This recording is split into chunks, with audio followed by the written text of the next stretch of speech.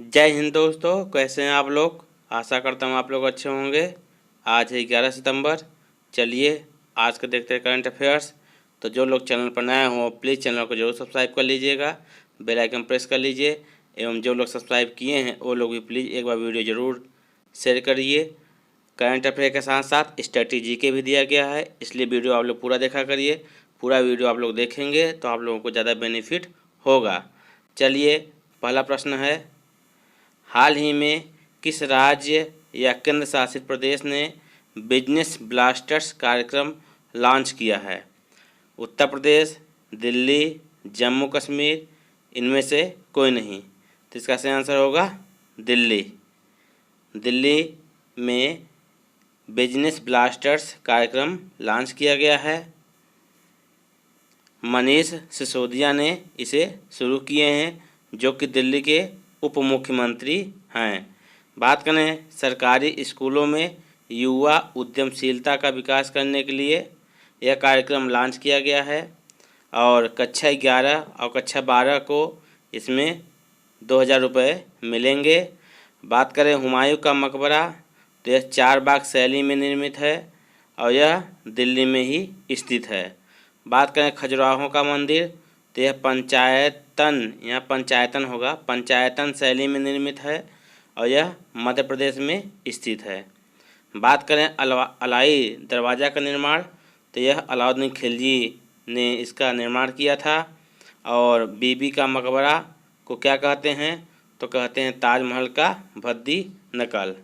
चलिए अगला प्रश्न है, हाल ही में लॉन्च किया गया विद्या जल पोर्टल का संबंध किससे है।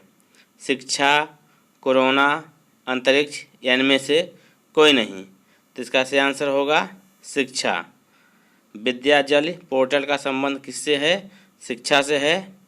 इसे प्रधानमंत्री जी ने शुरू किया है। प्रधानमंत्री जी ने इसे शुरू किया है इस पोर्टल को। और जो जो दानदाता हैं वह अपनी पसंद से किसी भी सरकारी स्कूल में दान होगा, दान कर सकते हैं। और बात करें नई शिक्षा नीति को मंजूरी कब मिली, तो यह मिली 29 जुलाई 2020 को। और सार्थक पहल का संबंध किससे है, तो यह भी शिक्षा से ही है। शिक्षक और छात्र का समग्र विकास हो सके, यह इसका उद्देश्य है। किसका, सार्थक पहल का। बात करें सुपेश पोर्टल का संबंध किससे है, तो यह है सर्वोच्च न्यायालय से। और शांता पोर्टल का संबंध, तो यह पोर्टल समुद्री उत्पाद को बेचने के लिए बनाया गया। और समृद्ध पोर्टल का संबंध किससे है, तो यह है स्टार्टअप नवाचार से। बात करें शिक्षक पर्व कब से कब तक मनाया गया, तो यह मनाया गया 5 सितंबर से 17 सितंबर तक शिक्षक पर्व मनाया गया। चलिए अगला प्रश्न है, किस राज्य सरकार ने 17 सितंबर को सामाजिक न्याय दिवस के रूप में मनाए जाने की निर्णय लिया है। उत्तर प्रदेश, झारखंड, बिहार, तमिलनाडु। तो इसका सही आंसर होगा तमिलनाडु। तमिलनाडु सरकार ने 17 सितंबर को सामाजिक न्याय दिवस के रूप में मनाए जाने का निर्णय लिया है। रामास्वामी पेरियार के जन्म दिवस पर यह मनाया जाएगा। बात करें द्रविड़ आंदोलन के जनक भी रामास्वामी पेरियार को ही कहा जाता है। और तमिलनाडु के मुख्यमंत्री स्टालिन ने इसे मनाने की घोषणा की है। बात करें डुगोंग संरक्षण केंद्र, तो यह तमिलनाडु में स्थापित किया जा रहा है। डुगोंग एक समुद्री गाय होती है। बात करें भाला फेंक दिवस, तो यह 7 अगस्त को मनाया जाता है। और पराक्रम दिवस की बात करें तो यह 23 जनवरी को सुभाष चंद्र बोस के जन्म दिवस पर यह मनाया जाता है। और सुशासन दिवस की बात करें तो 25 दिसंबर को मनाया जाता है। अंत्योदय दिवस यह 25 सितंबर को मनाया जाता है। और ओजोन संरक्षण दिवस की बात की जाए तो यह 16 सितंबर को मनाया जाता है। और हिंदी दिवस 14 सितंबर को, और विश्व हिंदी दिवस 10 जनवरी को मनाया जाता है। बात करें विश्व शिक्षक दिवस, तो यह 5 अक्टूबर को मनाया जाता है। और राष्ट्रीय मानवाधिकार दिवस की बात की जाए तो यह 10 दिसंबर को मनाया जाता है। पर्यावरण दिवस की बात की जाए तो 5 जून को मनाया जाता है। अब विश्व जनसंख्या दिवस की बात की जाए तो यह 11 जुलाई को मनाया जाता है। और नेल्सन मंडेला दिवस की बात की जाए तो 18 जुलाई को मनाया जाता है। और जल दिवस की बात की जाए तो 22 मार्च, और पृथ्वी दिवस की बात की जाए तो 22 अप्रैल को मनाया जाता है। चलिए अगला प्रश्न है, G20 में भारत के मुख्य वार्ताकार शेरपा किसे नियुक्त किया गया है? उर्जित पटेल, पीयूष गोयल, रविशंकर या इनमें से कोई नहीं? तो इसका सही आंसर होगा पीयूष गोयल। इसमें विकसित और विकासशील दोनों प्रकार के देश शामिल हैं। भारत भी इसमें शामिल है। बात करें इसमें कुल 19 देश और यूरोपियन यूनियन संगठन भी शामिल है। और G20 की 2020 में बैठक कहाँ हुई थी? तो यह हुई थी सऊदी अरब में। और G20 की 2021 में बैठक कहाँ होगी? वो होगी अक्टूबर में। कहाँ जगह? इटली में। और G20 की 2022 में बैठक कहाँ होगी? वो होगी इंडोनेशिया में। और G20 2023 में बैठक वो होगा भारत में। बात करें पीयूष गोयल तो पीयूष गोयल वाणिज्य उद्योग मंत्री हैं। G7 में Germany, France, Japan, America, Italy, Canada और इंग्लैंड देश हैं। इस बार इसकी अध्यक्षता ब्रिटेन ने की है। और इसकी थीम क्या थी? इसकी थीम बिल्ड बैक बेटर है। अब ब्रिक्स 2021 की बैठक भारत में होगी। अब ब्रिक्स के बैंक का नाम क्या है? NDB बैंक है। इसमें 3 नए देश शामिल हुए हैं। कौन कौन? बांग्लादेश, संयुक्त अरब अमीरात और उरुग्वे। बात करें आसियान 2021 में बैठक बंदरसेरी बागवान ब्रुनोई में होगी। चलिए अगला प्रश्न है, 5 सितंबर 2021 में केंद्र सरकार ने किसे भारतीय निर्यात आयात बैंक एग्जिम बैंक का नया प्रबंधक निदेशक नियुक्त किया है?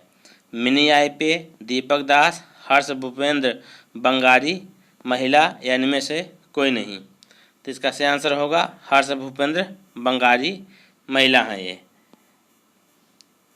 1981 के अधिनियम के तहत इसकी स्थापना 1982 में हुई थी। बात करें CGA इस समय कौन है? तो वह हैं दीपक दास। और कैग कौन है? तो वह हैं गिरीश चंद्र मुर्मू। बात करें नाबार्ड बैंक की स्थापना तो यह शिवरमन समिति की सिफारिश पर 12 जुलाई 1982 को हुई थी। और इसका मुख्यालय कहाँ है? मुंबई में। और इसके प्रमुख कौन है? वो है गोविंद चिंतालू। बात करें सिरबी बैंक की स्थापना तो 1990 में हुई थी। और इसका मुख्यालय कहाँ है? लखनऊ में है। और इसके प्रमुख कौन हैं? वो हैं S रमन। अब SBI के प्रमुख कौन हैं? तो हैं दिनेश खारा। और इसका राष्ट्रीयकरण कब हुआ? तो यह हुआ 1955 में। और इसका मुख्यालय कहाँ है? वह है मुंबई में। अब वर्तमान समय में केंद्रीय सतर्कता आयुक्त कौन है? वो हैं सुरेश N पटेल। यहाँ N होगा सुरेश N पटेल।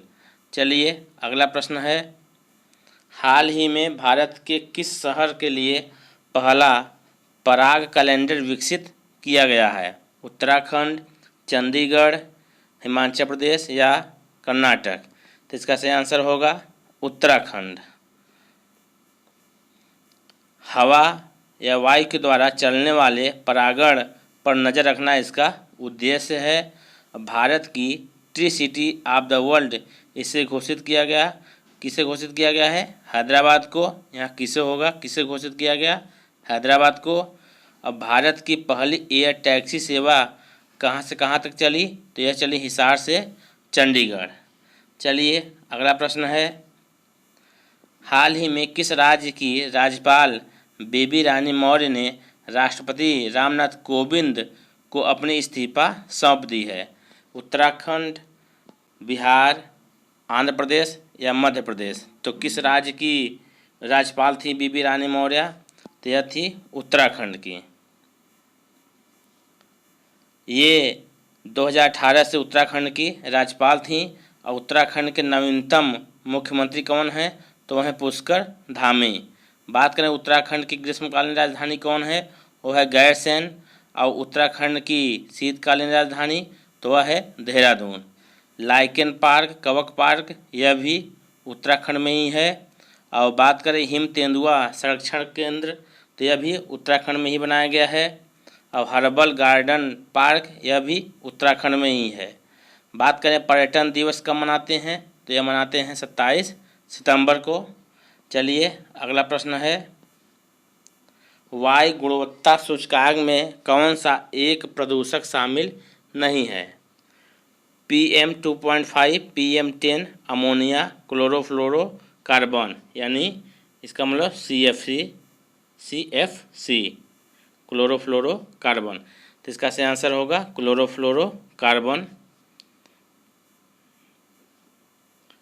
बात करें विश्व तीरंदाजी युवा चैंपियनशिप का आयोजन कब से कब तक चला, तो यह चला 9 अगस्त 2021 से 15 अगस्त 2021 तक। और बात करें भारत ने इसमें कितने पदक लाए, तो इसमें लाए 15 पदक, जिसमें से 8 गोल्ड, 2 सिल्वर और 5 ब्रॉन्ज। बात करें वारसा समझौता का संबंध किस देश से है, तो यह है अमेरिका से। और दीपिका कुमारी का संबंध किस खेल से है, तो यह है तीरंदाजी से। बात करें COP25 का आयोजन कहाँ हुआ, तो यह हुआ स्पेन में। अब पोलैंड की राजधानी तो यह है वारासा, कहाँ है यह, विस्तुला नदी के किनारे स्थित है। बात करें नाटो का मुख्यालय तो यह है ब्रुसेल्स में। और बेल्जियम की राजधानी क्या है, वो भी ब्रुसेल्स ही है। और COP26 का आयोजन कहाँ होगा, तो यह होगा ग्लासो इंग्लैंड के अंदर। और सीकैट युद्ध अभ्यास का आयोजन कहाँ हुआ, तो यह हुआ सिंगापुर में। और 4th यूथ इंडिया गेम्स का आयोजन कहाँ हुआ, तो यह हुआ पंचकुला हरियाणा में।